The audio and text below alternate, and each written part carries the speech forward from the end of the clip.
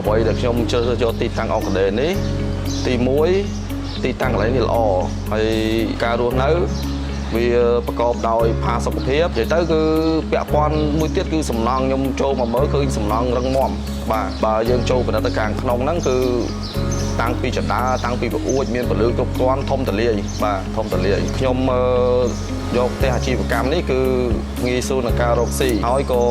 ដាក់ស្តុកជាសាប៊ូហើយនឹងជាទឹកសុទ្ធរបស់ខ្ញុំបាទលក់រាល់ថ្ងៃហ្នឹង